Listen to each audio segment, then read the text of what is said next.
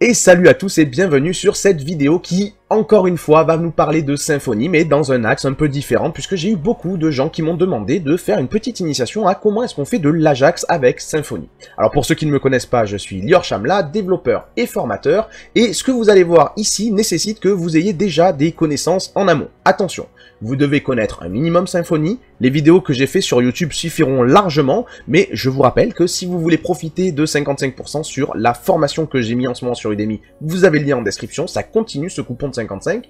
Et si vous ne connaissez pas Ajax, c'est pareil, il va falloir aller soit sur ma chaîne YouTube où j'ai 2-3 vidéos qui en parlent, soit sur l'excellente chaîne de GraphicsArt où vous pourrez là aussi trouver des ressources sur ces deux sujets magnifiques que sont Symfony et l'Ajax. Dans tous les cas, il vous faut quand même des prérequis. Maintenant, si vous connaissez Symfony, si vous connaissez l'Ajax et que vous avez simplement envie de voir comment est-ce qu'on va mettre en synergie correctement ces deux technologies, ne bougez pas, vous êtes sur la vidéo qu'il vous faut.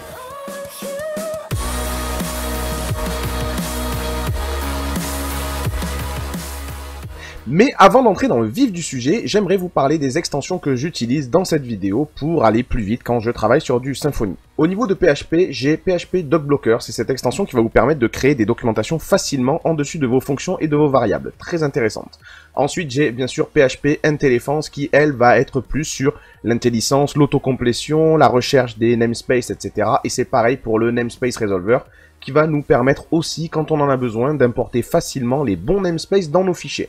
En ce qui concerne Twig, hop, j'ai tout simplement le package qui s'appelle Twig Language et qui nous permet d'utiliser des snippets, d'aller plus vite pour développer et aussi d'avoir la coloration syntaxique dans mes fichiers. Donc si vous voulez être pareil que moi, vous partez là-dessus. Bien sûr, vous pourrez toujours aller dans vos paramètres ici, dans les préférences, pour gérer différents types de paramètres, notamment sur le formatage. Vous pouvez toujours activer le format onSafe, et même pourquoi pas, tiens, je sais pas pourquoi je l'ai pas fait, le format onPaste qui va vous formater donc le code à chaque fois que vous sauvegardez ou que vous copiez-collez un code qui est dégoûtant, qui vient d'un autre site, il va vous le reformater pour que ce soit bien joli, et ça fait toujours plaisir les amis. Donc, une fois que vous êtes prêts à bosser, je vous présente le futur projet.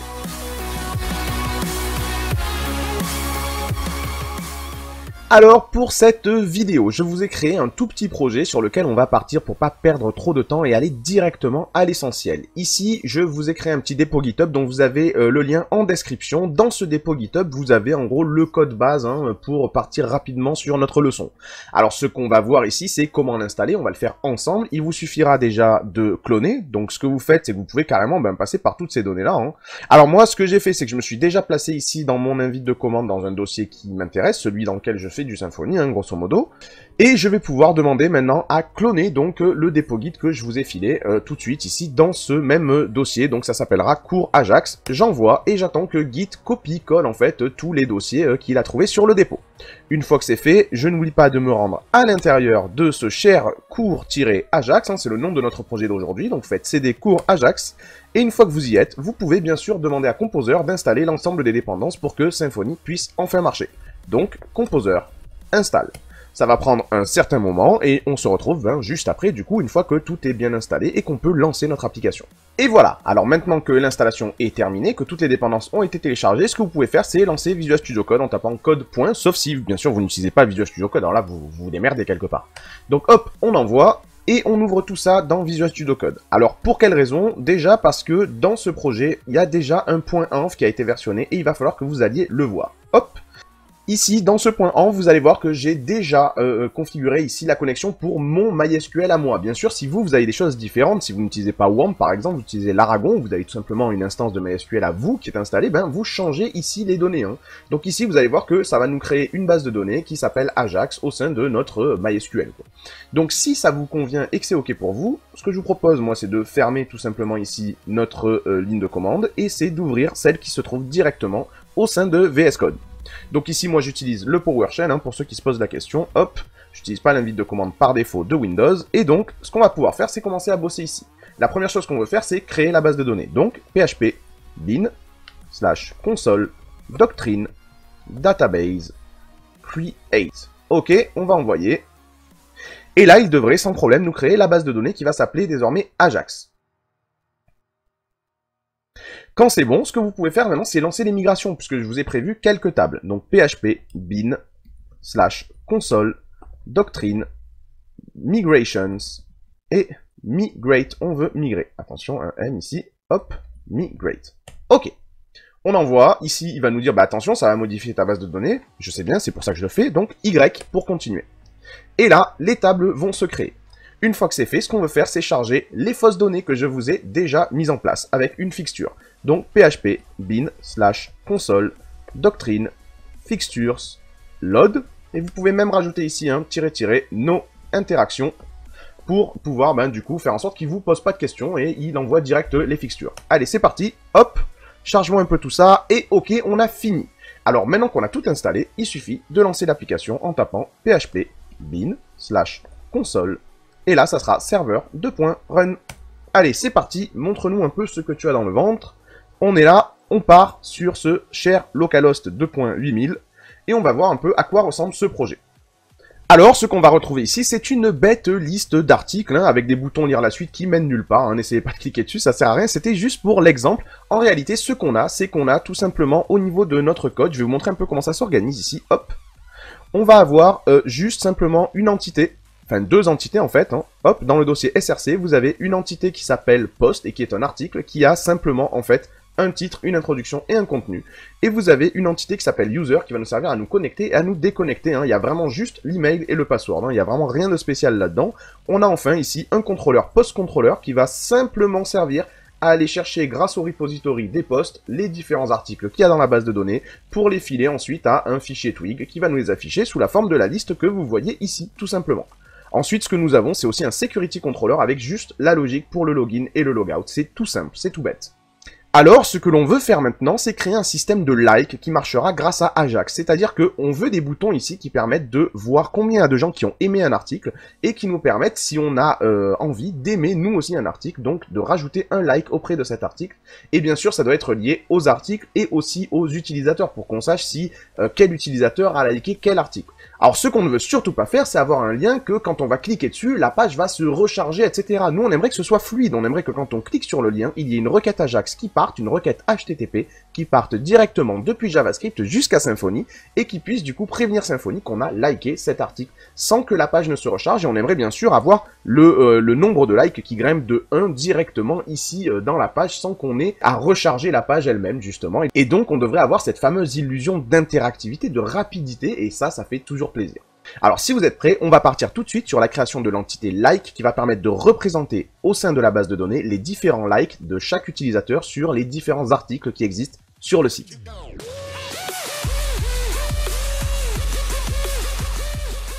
Alors, c'est parti, on va se rendre ici dans notre terminal, on va s'ouvrir un nouveau terminal dans lequel on va pouvoir commencer à travailler. Alors moi, ce que j'ai envie de faire, je vous l'ai dit, c'est de me créer tout simplement une nouvelle entité. Pour ça, je vais taper php bin, et je vais fermer ici mes dossiers, voilà, php bin / console, et là, make entity, et je vous propose qu'on appelle cette entité, pour qu'elle soit vraiment bien nommée et qu'on comprenne bien ce qu'elle fait, post like, c'est-à-dire que cette entité représente un like sur un post. Ok, on va envoyer. Alors, quels sont les champs que l'on veut? Je vous rappelle que cette entité va représenter un like d'un utilisateur sur un article. Il va donc falloir qu'on soit lié à un article et qu'on soit aussi lié à un utilisateur. Un like, c'est un utilisateur qui a liké un article. Donc ici, je vous propose qu'on fasse directement une liaison avec un post. Donc on va créer ici un champ qu'on va appeler post et qui sera de type relation. Alors, bien sûr, avec quelle classe on sera relié? Avec la classe post, n'oubliez pas le P majuscule ici, hop. Et quel sera le type de relation? Nous, ce qu'on veut, c'est que plusieurs likes puissent aller sur le même article. Donc, on sera sur du many to one, plusieurs à un seul. Ok, alors maintenant, on nous demande, est-ce que ça peut être nul? On va laisser par défaut, oui, même si je trouve ça un peu débile. Un like sans post, ça veut rien dire. Ok, mais on s'en fout. Ici, qu'est-ce qu'on va avoir? On va avoir, est-ce que vous voulez que dans le post, on puisse avoir les likes? Donc moi je dis, ben oui, carrément, c'est-à-dire que si on regarde un article, on puisse choper directement tous les likes que cet article possède. Bien évidemment que je veux ça. Alors quel est le nom qu'on va donner à cette propriété au sein du post, c'est-à-dire quand on regarde un post, quelle est la propriété qui représente ces likes? Lui, il nous propose ici post likes. Moi, je vous propose qu'on fasse un truc plus simple, ça sera likes. C'est-à-dire que quand on regardera un post, si on va voir la propriété likes, on a la collection de tous les likes qu'il y a eu. Ok, c'est parti. Alors maintenant, qu'est-ce qu'on nous demande? Est-ce qu'on veut un nouveau champ? Ben oui, carrément. Un like, c'est lié à un post, mais c'est aussi lié, rappelez-vous, à un utilisateur. Donc ici, on va dire qu'on veut un champ user, et on va dire qu'on veut que ce soit de type relation. Il va nous demander, bah, d'accord, c'est une relation avec quelle entité? Donc c'est une entité user qui existe, que je vous ai déjà donné. Et une fois qu'on a dit ça, il faut qu'on réfléchisse à comment ça va s'organiser. Moi, je pense que un like appartient à un seul utilisateur, c'est évident. Et bien sûr, un utilisateur peut avoir plusieurs likes. Donc, on peut avoir plusieurs likes pour un seul utilisateur. C'est donc une relation, encore une fois, many to one. Allez, on balance. Et donc, on nous dit, ok, c'est bon. Est-ce que ça sera nul? On s'en fout. Et surtout, maintenant, la question, c'est, à partir de l'utilisateur, est-ce que vous voulez retrouver ses likes? Moi, je trouve que c'est intéressant, quand on a un utilisateur, de trouver tous les likes qu'il a mis sur n'importe quel article. Et donc, ce qu'on peut faire, c'est dire, oui, carrément, j'aimerais bien que dans l'utilisateur, il y ait une propriété qui représente les likes. Et donc ici, il nous dit comment vous voulez que s'appelle cette propriété. Il nous propose post likes. Encore une fois, moi je trouve pas ça très intuitif, donc je vais l'appeler likes tout simplement. Ok, c'est parti. Et donc, on a terminé. On peut maintenant, à la limite, vous pouvez rajouter une date pour savoir à quelle date l'utilisateur a aimé un article, etc. Ça peut être aussi intéressant de classer par date, mais nous, on va s'arrêter là pour l'instant. Donc, on est bon. On a créé nos entités. Si on va voir l'entité post like, ici, hop, et qu'on ferme la console, qu'est-ce qu'on y retrouve? On y retrouve simplement un identifiant, très bien, autogénéré, donc avec un auto-incrément, et on retrouve ici le fait qu'on est lié en many-to-one au post, et qu'on est lié en many-to-one à l'utilisateur. Donc ça c'est très bien, c'est parfait, et on a enfin les getters et les setters. Magnifique. Alors attention, le travail n'est pas terminé ici, on a une entité certes, mais on n'a toujours pas la table au sein de la base de données. Donc ce qu'on va faire ici, c'est qu'on va taper php bin/console make2.migration. Allez, c'est parti, on envoie, on crée ici un script de migration qu'on va ensuite jouer pour que vraiment ça soit intégré dans la base de données.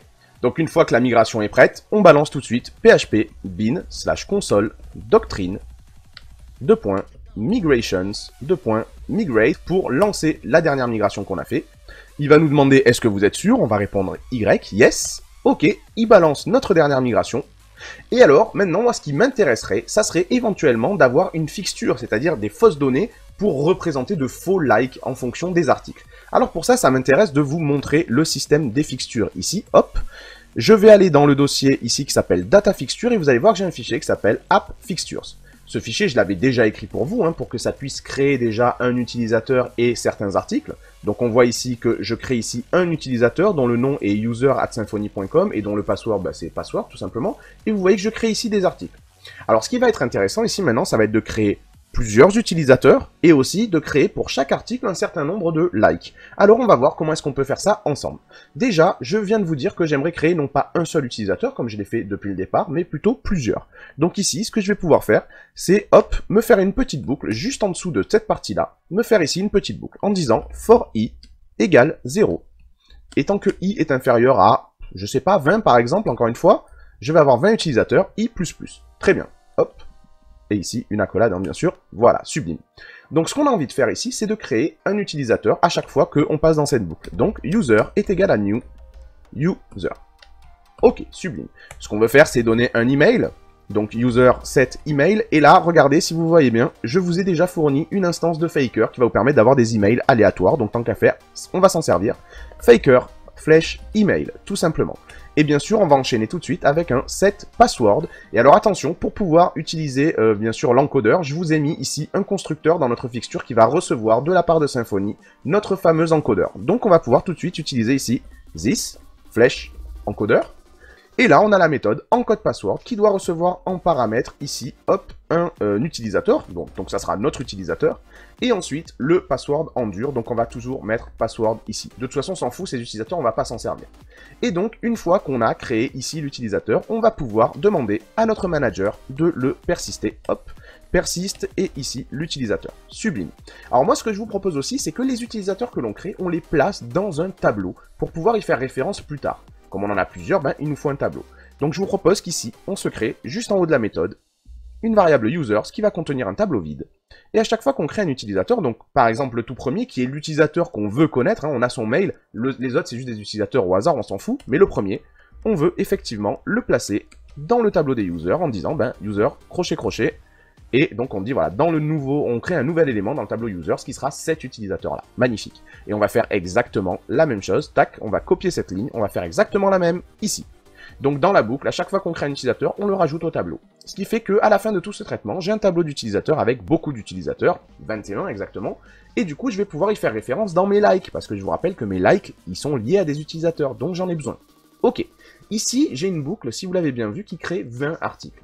Ce que je vais pouvoir faire, c'est à chaque fois que je vais créer un article, me créer un certain nombre de likes dessus. On va le calculer au hasard en disant qu'on va faire une boucle qui va commencer de j est égal à 0 et qui va continuer tant que j est inférieur à un nombre aléatoire, donc mtrand, entre, je sais pas, pour chaque article, on pourrait aller de 0 à 20 likes par exemple, non, allez à 10 likes, on va pas abuser.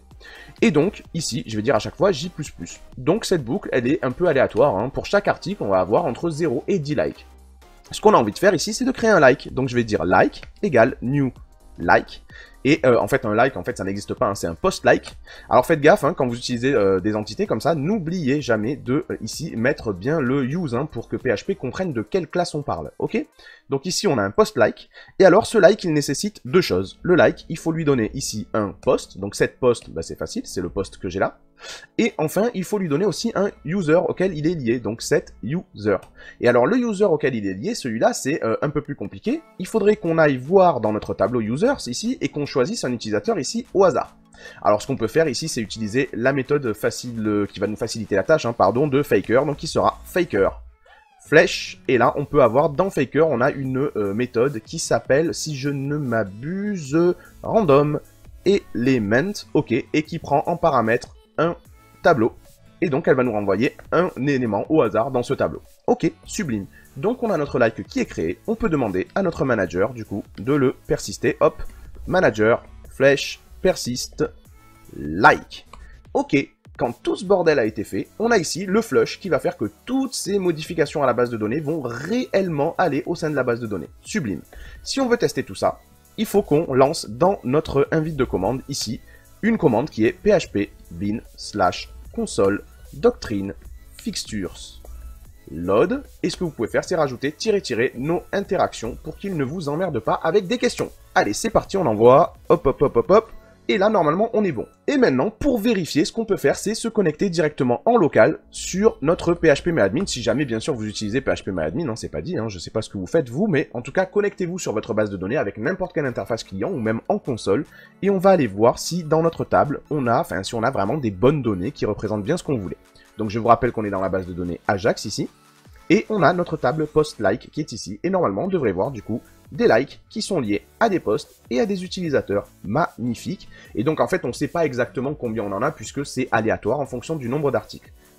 Là, ce qu'on vient de faire, c'est de se créer un jeu de fausses données avec lequel on va pouvoir maintenant travailler au sein de notre site.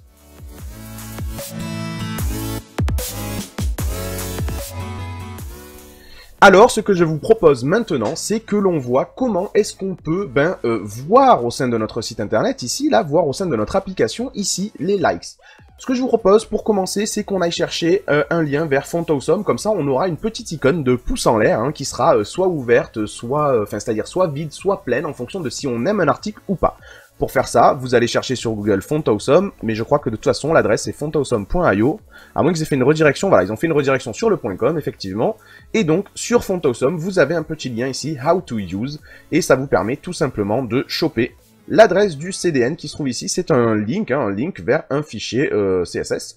Donc vous pouvez copier ce link et vous pouvez venir ici. Alors là, cette fois-ci, on s'intéresse plus vraiment au PHP, on va s'intéresser plus au Twig. On va du coup aller dans le template de base. Donc dans le dossier template, on a base.html.twig et c'est là-dedans qu'on va rajouter le link qu'on a copié. Donc on vient juste en dessous ici du link de Bootstrap que je vous ai mis déjà et on peut se rajouter ici, hop, ce petit lien vers notre cher FontAwesome. On peut sauvegarder ici, et du coup c'est cool parce qu'on peut maintenant utiliser les icônes. Alors pour ceux qui se posent la question, les icônes qu'on va utiliser, vous pouvez les voir, hein. On va ici dans le site de FontAwesome dans la partie icons, et vous allez voir qu'on va rechercher ici tout simplement, hop, on attend que ça charge un peu, avec ma connexion un peu pourrie, et ici on va chercher les icônes qui s'appellent thumbs. Et ce que vous allez voir, c'est le thumbs up et thumbs down. Donc vous allez voir en fait que c'est la même icône, hein, c'est toujours thumbs up, sauf qu'il y en a une qui est en solide et il y en a une qui est en régular. Donc ça va nous permettre très facilement de gérer ces deux icônes-là. Alors ce que je vous propose maintenant, c'est qu'on aille au sein de notre liste de posts, en fait, tout simplement, donc dans le dossier post, dans l'index.html.twig, pour mettre en place, alors là c'est plus pour rigoler qu'autre chose, parce qu'en fait pour l'instant il va rien contenir ce truc, mais on va se mettre notre petit code de base. Ici vous voyez que j'ai une row et que j'ai une boucle qui va passer sur chacun des articles. C'est là-dedans que je vais vouloir écrire. Ici ce que je vous propose, c'est de créer un lien, donc un A, qui aura la classe btn et la classe btn-link. Ok, on va aller le faire on le fait aller vers dièse pour l'instant parce qu'il ne sert pas à grand chose. Et ici, on va commencer notre structure de code. Alors notre structure de code ici, elle est relativement simple. Ce que je veux, c'est un i qui aura la classe FAS et la classe FA, ou plutôt FAR hein, pour le régular, et la classe FA-thumbs-up. Ok, là j'ai mon i. Ce que je peux faire aussi juste devant mon i, c'est rajouter un span qui lui n'aura qu'une seule obligation, c'est d'avoir la classe qui sera une classe en plus qui sera même pas une classe CSS, hein, elle ne servira pas à faire du style, c'est juste pour que en JavaScript on puisse la reconnaître. Donc une bonne pratique, c'est de directement écrire ici JS- pour qu'on comprenne bien que c'est une classe qui ne sert pas au style mais au JS, et on va l'appeler JS-likes, qui veut dire en fait le nombre de likes qu'il y a. Je vais mettre un nombre au hasard ici, je vais mettre 10. Ok, donc 10 pouces. Et ensuite, ce que j'ai envie d'avoir, c'est tout simplement un span ici qui va s'appeler JS, et cette fois-ci label, ok. Et ici, je vais avoir tout simplement j'aime, ok. On va voir ce que ça donne, donc on va aller actualiser ici notre page des articles, et on va voir ce que ça nous donne. Et quand vous avez actualisé la page, ben voilà, vous avez ce genre de petits liens, du coup, à côté de chaque article. Alors à la limite, ce qu'on peut faire, hein, excusez-moi, mais ce qu'on peut faire, c'est effectivement peut-être inverser l'icône et les spans. Ici, on va voir ce que ça donne, ici, si j'actualise. Hop, ouais, c'est peut-être un peu mieux, hein. On a l'icône, ensuite on a le nombre de j'aime, et ici on a j'aime, et plus tard, bien sûr, ce qu'on pourra faire, c'est que si j'aime un article, il n'y a plus écrit j'aime ici, mais il y a je n'aime plus. Donc on va voir comment on fait ça ensuite. Alors maintenant qu'on a mis en place un peu ce code de base, on a envie de le rendre un peu plus dynamique en ayant ici les véritables nombres de j'aime. Alors c'est relativement simple, vous allez voir, ici, à la place du 10, ce que vous pouvez faire, c'est demander à Twig d'aller chercher, pour le post qui nous intéresse ici, le nombre de likes. Vous savez que nous avons une méthode, enfin, nous avons une propriété likes, hein, pardon, au sein des posts qui représente la collection des likes qui sont associés à ce post. Et ce que vous allez faire, c'est utiliser ici le filtre length pour savoir, ben voilà, combien il y en a de ces likes dans le tableau de ce post. Ok, on va sauvegarder, et là vous allez voir que ça va devenir un peu plus dynamique, c'est-à-dire que chaque post va nous dire combien il a de likes. Vous voyez, celui-ci en a 2, celui-ci en a 4, celui-ci en a 0, 0, voilà. Donc c'est tout à fait dynamique, c'est cool, ça représente les données qu'il y a dans notre base de données. Magnifique. Alors maintenant, ce qu'on voudrait faire aussi, c'est pouvoir dire, attention, moi, si je suis connecté, je suis un certain utilisateur, j'aimerais savoir ce que j'ai déjà aimé et ce que je n'ai pas aimé. Et donc ça, c'est la prochaine chose qu'on va faire. Il va nous falloir ici une méthode dans un article pour savoir est-ce que l'utilisateur qui est connecté actuellement a déjà aimé cet article ou pas. Et du coup, ça nous permettra, nous, de moduler ce qu'on va écrire ici dans ce lien. Ici, ce que j'aimerais, moi, c'est pouvoir demander très simplement à mon entité post, est-ce que tel utilisateur aime déjà ce post-là? Donc, ce qu'on va faire, c'est qu'on va aller travailler dans l'entité post. Donc, on fait CTRL-P et on va ouvrir l'entité post. Et tout en bas de cette entité post, on va se créer une petite méthode, une petite fonction, donc public function is liked by user. Et c'est une fonction qui va recevoir un user, ok, donc bien un entity user. Hein. Donc vous tapez entrée ici, vous chopez donc un utilisateur. Et c'est une fonction qui va retourner un booléen, tout simplement. Ok, alors faites gaffe ici, hein, j'ai parlé de user, mais il faudrait quand même importer cette classe si ça n'a pas été fait automatiquement, donc on va l'importer là-haut à partir de app entity, et user, elle est là, sublime. Donc maintenant, ce que j'ai envie de faire ici, c'est tout simplement demander à mon post, est-ce que parmi tous les likes que tu as, il y en a un qui appartient à cet user?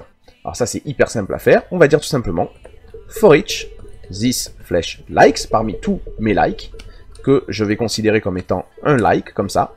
Si l'utilisateur de ce like, donc si like flash get user, c'est le même que l'utilisateur dont on me parle, qu'on m'a envoyé, alors ce que j'ai envie de faire, c'est de return true. Par contre, si je passe tous les likes sans jamais trouver l'utilisateur en question, c'est bien que non, cet article n'est pas aimé par cet utilisateur-là. Donc je peux return false ici. Sublime. Ce qu'on va faire, c'est qu'on va juste documenter cette fonction rapidement grâce à PHP docblocker, ça va relativement vite. Et ici, on peut dire donc permet de savoir si cet article est liké par un utilisateur. Ok, sublime. Là, à la limite, on peut supprimer le namespace puisque, comme on l'a importé là-haut, on sait que user, ça fait bien référence à app entity user. Sublime. Alors maintenant, ce que l'on va pouvoir éventuellement faire, c'est au sein de notre index ici, dire, ben, si l'utilisateur est connecté, et qu'en plus l'utilisateur, il aime cet article, l'icône que l'on va vouloir afficher, ça sera peut-être pas celle-là.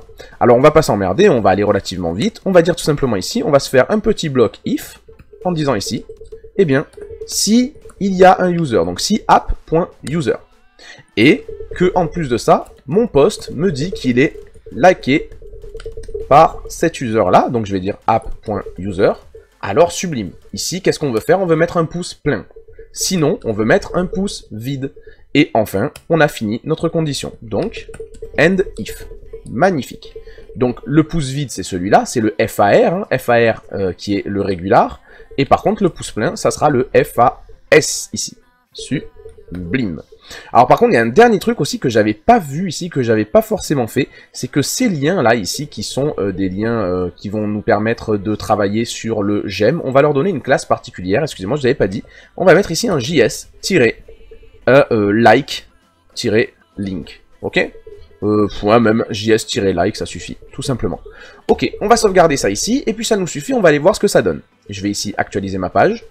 Et normalement, les articles que j'aime déjà, il y a des articles sûrement que j'aime avec cet utilisateur-là. Après, comme c'est aléatoire, ça se trouve, j'en aime aucun, mais quand même. Donc là, je vois que j'en aime, oui, effectivement. Là, je vois des pouces bleus, donc j'en aime certains. Et les pouces vides, c'est ceux que je n'aime pas. Ici, je retrouve encore un pouce bleu. Ici, je sais pas si vous voyez bien sur votre écran, mais grosso modo, les articles que j'aime, je le vois parce qu'il y a un pouce bleu. Les articles que je n'aime pas, je les vois pas. Et par contre, si je me déconnecte ici, quand je reviens sur cette page, je ne sais pas du tout lesquels j'aime ou lesquels j'aime pas parce que je ne suis pas connecté. Avec user@symfony.com et le mot de passe c'est password, on a tous le même, hein, je vous l'ai mis dans votre base de données et donc on est bon ici. Alors maintenant, il va falloir que l'on travaille sur une action qui nous permette vraiment que quand on clique sur ce lien, eh bien on puisse aimer ou ne plus aimer un article. Alors, on va s'y mettre tout de suite. On va travailler du coup sur le contrôleur des posts, le contrôleur des articles. On va donc venir ici, CTRL-P, post contrôleur, c'est là-dedans que l'on veut travailler, sublime, ok. On va venir du coup travailler sur ces fonctions-là, tac tac tac. Nous, on va rajouter ici une petite fonction publique, donc c'est une fonction qui va nécessiter différentes choses. D'abord, j'ai envie qu'elle s'appelle, bon ben like, hein, pourquoi pas. J'ai envie qu'elle reçoive un post, parce que j'ai envie que quand on appelle cette fonction, on lui donne un post en particulier. Donc je vais demander à Symfony de me passer ici un post, et n'oubliez pas, là-haut, d'utiliser hein, l'entité post pour que PHP sache de quoi on parle ici. Ok, super. Maintenant, j'ai envie aussi, à un moment donné, je suis sûr que je vais en avoir besoin, d'utiliser le manager. Et oui, le manager, pourquoi? Parce que je vais avoir besoin d'enregistrer un like ou d'en supprimer un en fonction de si la personne aime ou n'aime pas. Donc ici, ce que je peux faire, c'est dire que je vais avoir besoin d'un object manager qui sera le manager. Et je vais finalement aussi avoir besoin d'un autre objet qui sera le repository des likes. Et oui, si je veux supprimer un like, quand la personne dit je n'aime plus cet article, il faut supprimer un like, il faut bien que j'ai un repository pour aller chercher ce like. Et j'en aurai besoin pour d'autres choses, notamment pour compter des likes. Donc ici, je vais dire que je vais avoir besoin de mon post like repository, que je vais appeler ici like repo. Ok? Nickel. Et n'oubliez pas bien sûr d'importer toutes ces classes là-haut. Hein. Le post likely repository, il vient de l'entity, enfin il vient du repository, pardon, excusez-moi. On a aussi l'object manager qui lui vient de doctrine command persistence. Et bien sûr, ce que l'on peut dire ici, c'est que cette fonction que l'on vient de créer, elle retournera une réponse. Et cette réponse, vous l'avez vu là-haut, c'est une réponse qui nous vient de hop HTTP Foundation. Ok, nickel. Donc maintenant qu'on a bien expliqué ce que faisait cette fonction, il faut la documenter. Donc avec PHP doc-blocker ici, hop, on peut du coup dire ce qu'elle fait. Donc permet de liker ou unliker un article, sublime. Et donc on voit ici tout ce qu'elle reçoit et tout ce qu'elle renverra. C'est parfait. Donc maintenant ce qu'on va pouvoir faire ici, c'est travailler du coup sur qu'est-ce qu'elle doit faire. Et notamment, moi ce que j'ai envie de vous montrer, c'est que avec Symfony, c'est très facile dans un contrôleur de répondre non pas du HTML, non pas un rendu HTML, mais un rendu JSON. On peut répondre des données au format JSON et c'est super facile de le faire. Regardez ici ce que je vais faire. Je vais tout simplement dire return this flash JSON.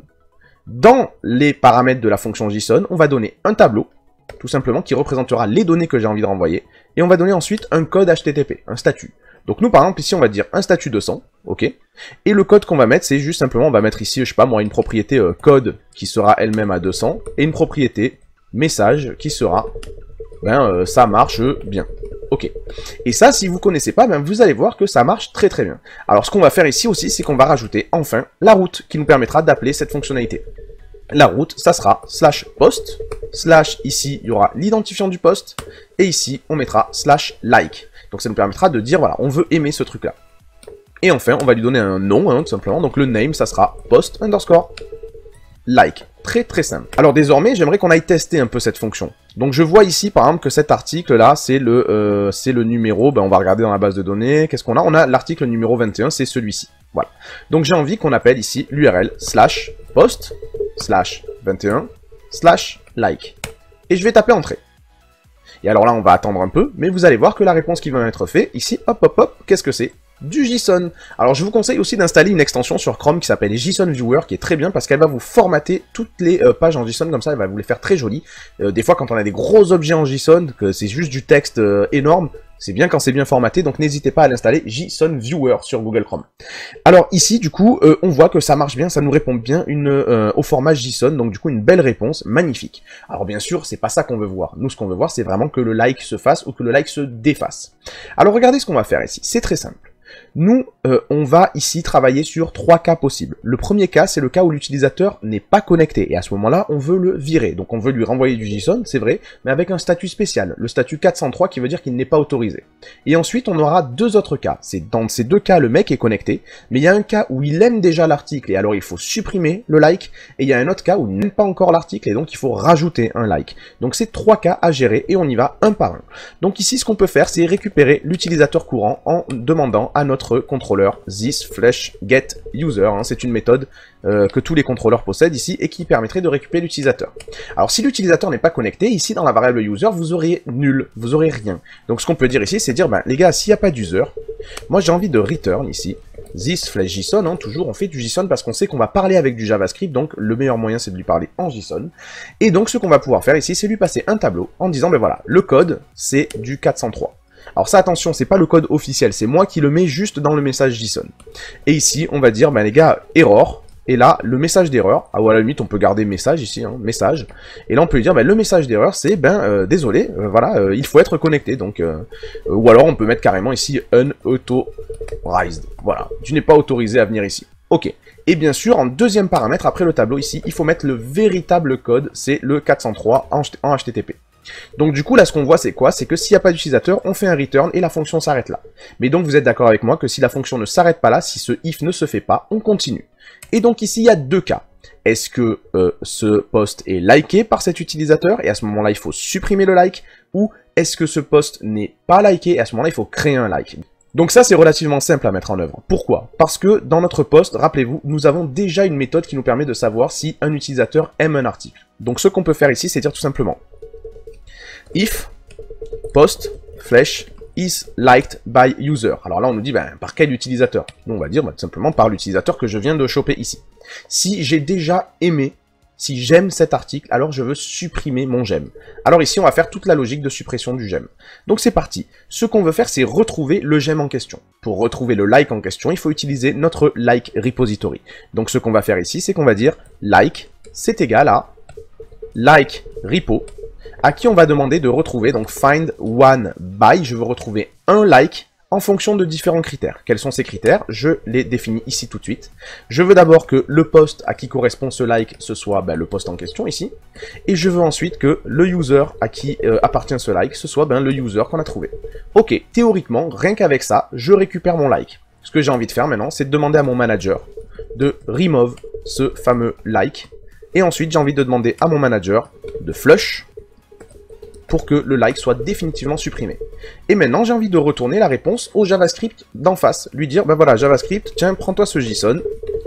Et donc, le JavaScript va recevoir ceci. Tout d'abord, un code 200, puisque 200 veut dire que tout s'est bien passé. Ensuite, je vais avoir un message ici qui sera, ok, like bien supprimé. Ok, super.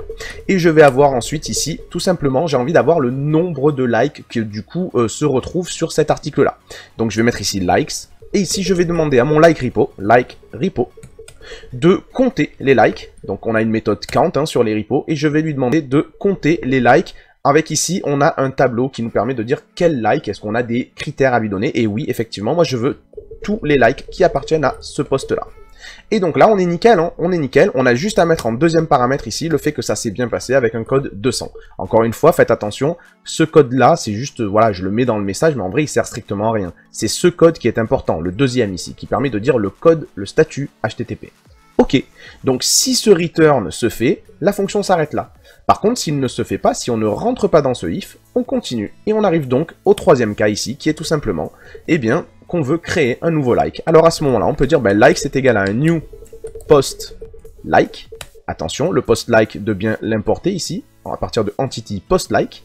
Et alors, si vous avez un nouveau post like, il faut maintenant le configurer en disant, like flèche set post, et en lui donnant l'article qu'on a aimé, et on enchaîne avec un set user, en lui donnant l'utilisateur qui a aimé. Super. On peut désormais demander au manager de persister ce nouveau like, hop, donc manager flèche persiste, hop, ce nouveau like, et on peut aussi demander au manager de flusher, hop, flush ce nouveau like, nickel. Et maintenant, ce qu'on va faire, c'est qu'on va vouloir effectivement renvoyer du JSON, pardon, donc avec un code de 200 pour dire que tout s'est bien passé. Ici, dire, like bien ajouté, ok, super. Et ici, bien sûr, on va rajouter le nombre de likes, donc on va dire ici, hop, likes, et on va lui donner, toujours pareil, on va demander au repo d'aller les compter. Alors, hop, flèche, et là, c'est le like repo, à qui on demande d'aller count. Et count, ici, on va lui demander quand même avec un certain critère que le post, ce soit ce post-là. Sublime. Et donc là, normalement, on est nickel. Je vais sauvegarder et on va faire un test. Ici, vous êtes d'accord que le post numéro 21, si je vais le voir ici, là, et que j'actualise, hop, je vais dézoomer un peu, vous voyez que j'ai 3 j'aime et moi-même, je l'aime. Donc si je clique dessus, enfin, plutôt si je clique dessus, plutôt si je dis que je vais aller sur post /21/like ici, normalement, il devrait supprimer un j'aime et il devrait n'en rester que 2. Vous êtes d'accord? Alors, on va tester. On va taper entrée. Et on voit bien ici en JSON, le like a bien été supprimé. Et donc, il n'y en a que 2. Maintenant, si je rappelle la même URL, voilà, je n'aime plus cet article. Et finalement, je le relis et je dis, bon, il n'est pas si merdique que ça, hein, j'ai peut-être envie de l'aimer. Donc, je vais taper entrée ici, je vais appeler cette URL et regardez ce qui va se passer. Boum! Le like a bien été ajouté et du coup, je me retrouve à 3 likes. Et si je reviens ici et que j'actualise, eh bien effectivement, je revois qu'il a bien 3 j'aime. Alors évidemment, tout ça n'est pas du tout intuitif, hein, c'est pas du tout comme ça qu'on veut faire. Nous, on veut, encore une fois, je rappelle l'objectif, c'est qu'on clique, que la page ne bouge pas, et juste que le pouce devienne blanc ou bleu, et que le nombre de likes monte ou descende. Ok, c'est ça notre but. Donc ici, ce qu'on va faire, c'est continuer à travailler, mais cette fois-ci maintenant sur l'Ajax en lui-même. Donc, ce qu'on va pouvoir faire, c'est revenir ici au niveau de notre index, de notre HTML. Et dans le href, plutôt que de mettre un dièse à la con comme celui-là, on va se mettre ici, on va demander à Twig de nous balancer le lien. Je vous rappelle que le nom de la route c'est post_like, ok? Et je vous rappelle qu'elle a besoin d'un paramètre qui est l'identifiant, donc virgule, et là on met un tableau associatif avec un identifiant qui correspondra à post.id. On peut déjà sauvegarder et aller tester. Ici, si j'actualise, normalement je n'ai plus un dièse là-dedans, j'ai vraiment une vraie adresse. Et si je clique, eh bien je m'y retrouve. Et si je viens à la précédente et que je réactualise, je vois bien que j'ai baissé le nombre de j'aime. Si je fais l'inverse, je reclique, du coup ça me ramène encore sur cette page, je reviens ici, et si j'actualise, je vois bien que c'est redevenu à 3 j'aime. Magnifique. Encore une fois, pas encore assez interactif. D'où le besoin d'Ajax. Alors ça marche bien, et maintenant on a envie de faire du JavaScript. Alors pour faire de l'Ajax, ici dans cette vidéo, j'ai pas envie de me taper les petites API et tout ça. En plus je vous rappelle que si vous connaissez pas bien, vous êtes censé déjà passer sur des cours d'Ajax, entre guillemets, hein, d'aller voir d'autres trucs. Mais donc ici, moi je vais travailler avec la librairie Axios. Si vous connaissez pas, vous allez voir, c'est vraiment super. La librairie Axios, c'est une librairie qui est très connue dans le monde voilà, du front-end, etc. C'est une librairie qui nous permet de faire des requêtes Ajax très facilement, en plus dans les différentes méthodes, get, post, put, delete, etc. Donc c'est vraiment nickel et très facilement. Alors du coup, on va aller sur Google, on va taper Axios et on va se rendre sur leur GitHub. Sur leur GitHub, on a 3 façons d'installer. Ma façon favorite habituellement, mais là pour le coup on va pas faire comme ça, on va installer non pas par NPM, non pas par Bower non plus, mais tout simplement en utilisant la balise script ici. Alors si on a envie de travailler sur le JavaScript, au niveau de notre code, il va falloir sortir du bloc body, et rappelez-vous, hein, il va falloir du coup surcharger le bloc JavaScript. C'est parce que, pour ceux qui ne se rappellent pas ici, si vous regardez le template de base, vous avez un bloc qui s'appelle JavaScript au pluriel, et c'est là-dessus qu'on veut bosser. Alors petite astuce, hein, si vous avez installé le package Twig Language, là, l'extension Twig Language, vous pouvez taper tout simplement bloc B, et si vous tapez entrée, ça vous fait un bloc, ça vous construit un bloc, et donc ici, on va dire qu'on veut surcharger le bloc des JavaScript. Et donc ici, on peut travailler avec Axios. Si vous préférez travailler avec jQuery par exemple, pourquoi pas. Moi ici, je vais faire du full JavaScript vanilla, comme on appelle. Ok, donc je vais créer une balise de script et c'est parti. Moi, ce que j'ai envie de faire, je vous rappelle ici le but. Quand la page se charge, nous voulons trouver tous ces liens et leur expliquer que, attention, quand on va cliquer sur ce lien, on ne veut surtout pas qu'il se passe ceci, c'est-à-dire que la page change et aille ailleurs, on veut rester sur cette page, et on estime que c'est à JavaScript de gérer l'affaire, d'envoyer une requête vers Symfony, de récupérer la réponse de Symfony et de travailler ensuite avec. Donc, c'est parti. Ici, nous avons du script et nous allons dire, en tout premier lieu, voilà, on va faire un document.querySelectorAll. Alors rappelez-vous, le querySelectorAll qui permet de sélectionner tous les éléments qui correspondent à un sélecteur CSS. Ici, je veux sélectionner quoi? Tous les liens, tous les A, qui correspondent à la classe CSS JS-like. Donc c'est parti, je veux chercher tous les A qui ont la classe JS-like. Nickel. Ce que j'ai envie de faire, c'est qu'une fois que j'ai tous ces A, c'est donc un tableau de A que j'ai dans la main, j'ai envie de faire ici un for each. Pourquoi? Pour boucler sur chacun d'entre eux. Sur chacun d'entre eux, donc sur chaque link, ok, sur chaque lien, j'ai envie de faire quelque chose. C'est quoi ce quelque chose? C'est que j'ai envie ici de dire à ce lien que je vais écouter une action sur le clic. Donc ici, je vais dire link.addEventListener et je vais lui dire, voilà, quand on te clique dessus, j'aimerais que tu appelles une fonction. Alors, il y a deux écoles ici. Soit j'appelle la fonction directement ici, soit je la développe directement ici, soit je la crée ailleurs, je lui donne un nom, et ici je donne le nom. Je vais utiliser cette méthode-là. Donc ici, je vais dire que, quand on lui cliquera dessus, il faudra qu'il appelle une fonction, qui s'appelle onClickBTN-like. Voilà. C'est simplement le nom de la méthode que je veux qu'on appelle quand le lien se fait cliquer dessus. Et comme on le dit à tous les liens, tous les liens seront d'accord de faire ça. On va donc se créer ici une fonction qu'on va appeler, onClickBTN-like. Nickel Chrome. Alors cette fonction, comme elle est liée à un événement, elle recevra en paramètre un événement. Super. Ce qu'on veut faire, nous, je vous l'ai dit, c'est qu'on veut surtout pas que quand on clique, ça nous amène comme ça sur une autre page. Or ça, c'est le comportement par défaut de l'action de cliquer sur un lien. C'est comme ça que marche Internet depuis 1992. Donc, qu'est-ce qu'on veut faire maintenant? On a simplement envie de annuler ce comportement par défaut. Pour faire ça, on peut parler avec l'événement. Donc on peut dire ici event.preventDefault. Ok, tu t'arrêtes, tu ne bouges pas. D'accord? Ça, c'est cool.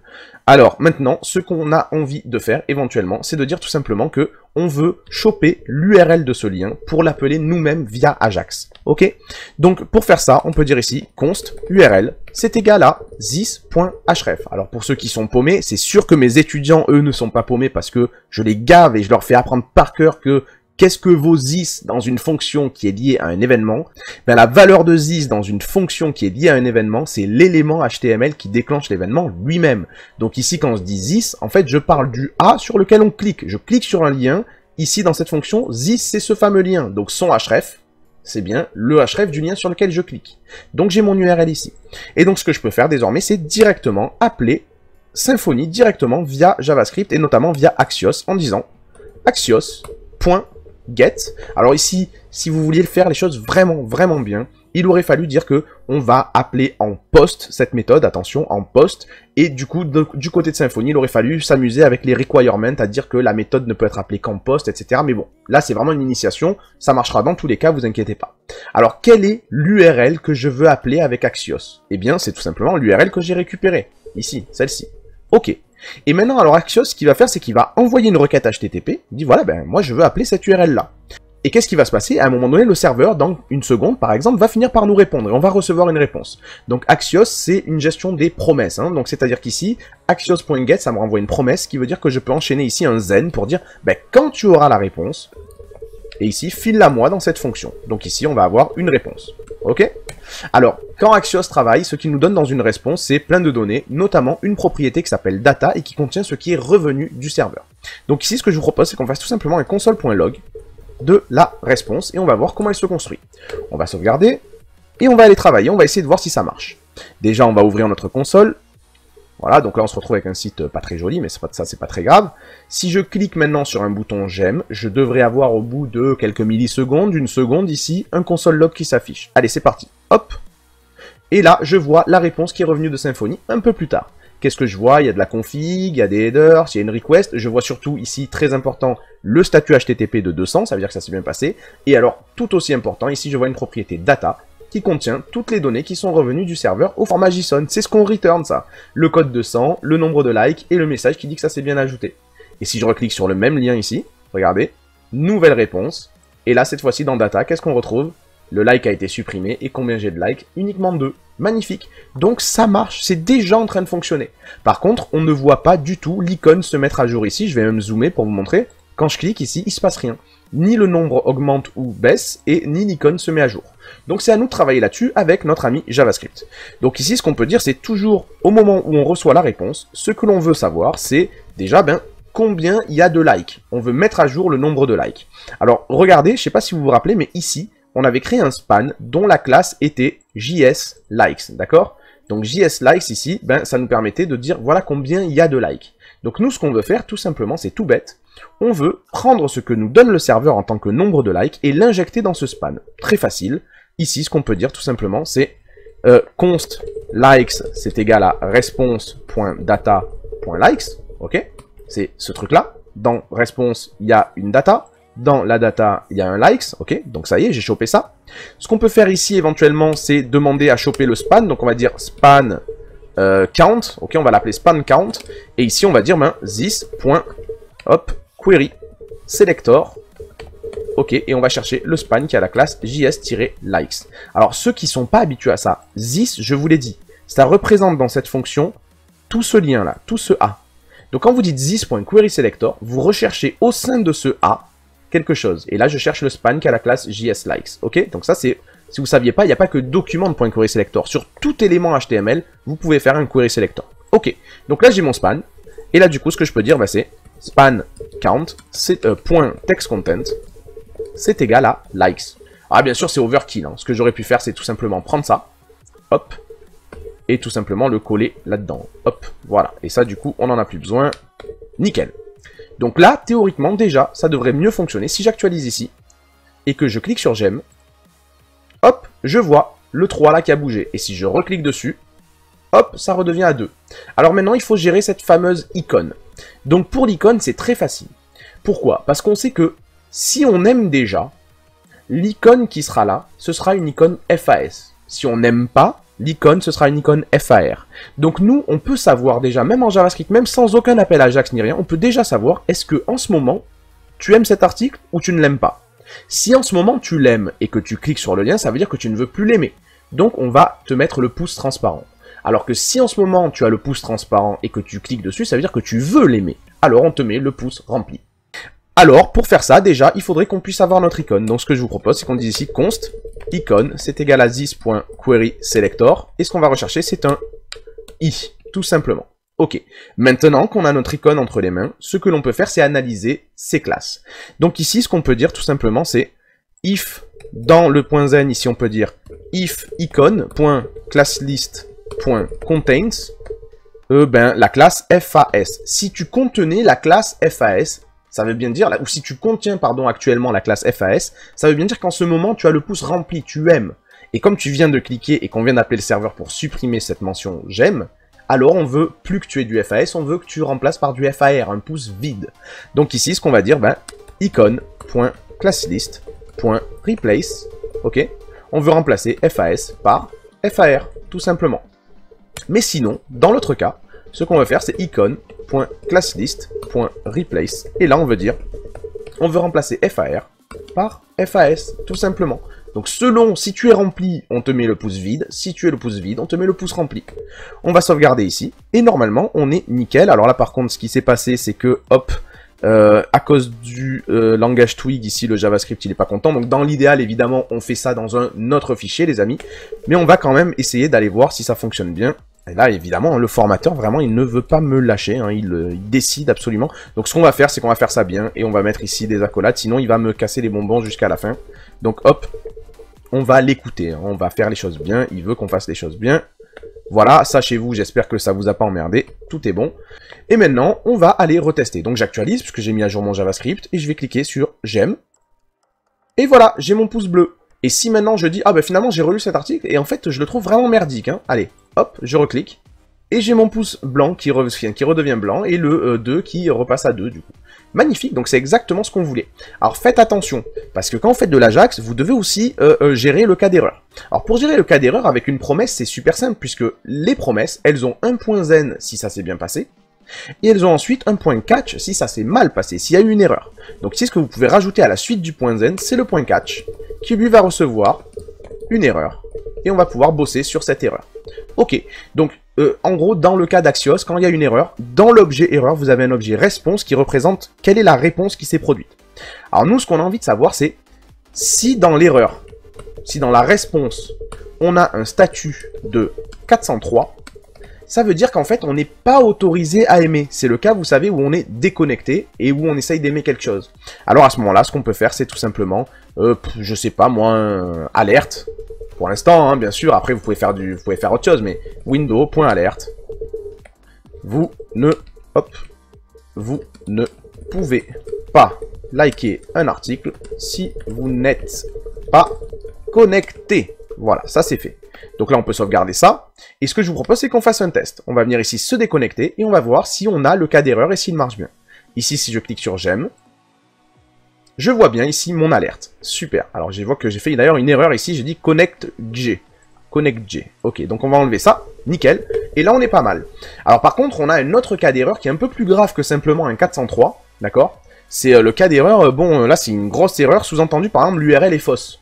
Donc, pour le tester, ce cas d'erreur, ce que vous pouvez faire, c'est au moment où vous appelez ici, au moment où vous créez votre adresse, vous prenez le href du lien et vous y rajoutez ici un mot, par exemple, vulgaire. Enfin, j'en sais rien, mais on va juste mettre test, hein, bien sûr, mais vous pouvez aller loin. Et là, vous allez voir que, bah, du coup, il n'y aura pas un 403, donc je ne vais pas avoir ce window alert. Pour autant, l'utilisateur va être frustré parce qu'il ne va rien se passer. Donc là, si je clique ici, c'est même pas un 403, c'est carrément du 404, c'est voilà, tu as appelé une adresse qui est fausse. Donc là, pour cette adresse qui est fausse, on peut avoir, à la limite, on pourrait avoir pour n'importe quelle autre erreur, faire ici un else en disant ben window.alert, tout simplement une erreur s'est produite, réessayer plus tard. Alors ça c'est à vous de voir hein, comment vous gérez, peut-être même selon différents codes, un code 500, un code 404, même un truc où il n'y a pas de code, par exemple il n'y a plus de wifi, il n'y a plus rien, donc là vous aurez même pas de code, hein, juste ça va pas marcher. Mais du coup c'est à vous de gérer ici vos messages d'erreur. Et donc là ici on est pas mal, et je vais du coup réessayer, hop. Donc là, avec une fausse adresse, c'est-à-dire c'est pas un 403 où on nous dit veuillez vous connecter, c'est juste, ben les gars, ça marche pas. On va avoir ici, une erreur s'est produite, réessayez plus tard. Par contre, si vous venez ici et que vous enlevez du coup le test, d'accord, pour ne plus simuler vous-même une erreur, et que vous sauvegardez, là, théoriquement, vous devriez avoir tout simplement le fait de, connectez-vous. Parce que là, c'est juste un 403 qui arrive, c'est juste, c'est interdit, il faut vous connecter. Maintenant, si vous vous connectez, avec ici, user@symfony, et n'oubliez pas le mot de passe, c'est password, et que vous retentez, bah ça devrait se passer correctement, nickel, parfait. Si vous aimez quelque chose et que vous cliquez, ben vous l'aimez plus. Si vous aimez pas quelque chose et que vous cliquez, ben vous l'aimez. Magnifique. Alors, bien sûr, on n'a fait qu'effleurer le sujet ici, on a à peine caressé cette énorme créature qui est le sujet de l'Ajax avec Symfony. Et je suis en train de préparer une formation sur le sujet justement, une formation dans laquelle j'aimerais vous apprendre à créer une application Symfony qui soit complètement déconnecté de son interface. On aurait une application Symfony qui serait simplement une API REST et une application front qu'on pourrait faire soit par du React, soit par du Angular, et qui se connecterait à Symfony uniquement par le biais de petites requêtes HTTP. Et ça, c'est le sujet donc de ma prochaine formation. Je ne sais pas encore si le front, on le fera en React ou en Angular. J'ai déjà fait un petit sondage où les gens, a priori, préféraient React. Aucune idée de pourquoi, vu que Angular est vraiment un framework magnifique, mais peu importe.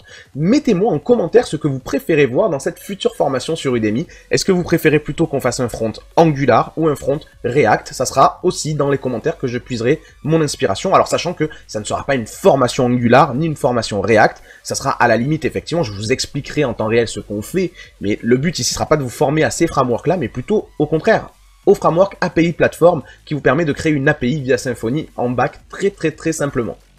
Alors, si jamais vous avez aimé cette vidéo, n'hésitez pas à mettre le petit pouce bleu, gratuit, qui fait toujours plaisir à l'auteur, c'est-à-dire moi-même, et qui me rend heureux. N'hésitez pas aussi à commenter si vous avez des questions, des suggestions, si vous voulez faire remonter des problématiques que vous rencontrez, et que les autres puissent débattre avec vous et répondre avec vous. N'hésitez pas aussi à vous abonner si vous ne voulez pas rater la prochaine vidéo. Vous abonnez, vous mettez la petite cloche, et comme ça vous serez automatiquement au courant pour la prochaine vidéo. Et d'ici à ce qu'on se retrouve, soit sur internet, soit dans la vie réelle, n'oubliez jamais, développez-vous bien.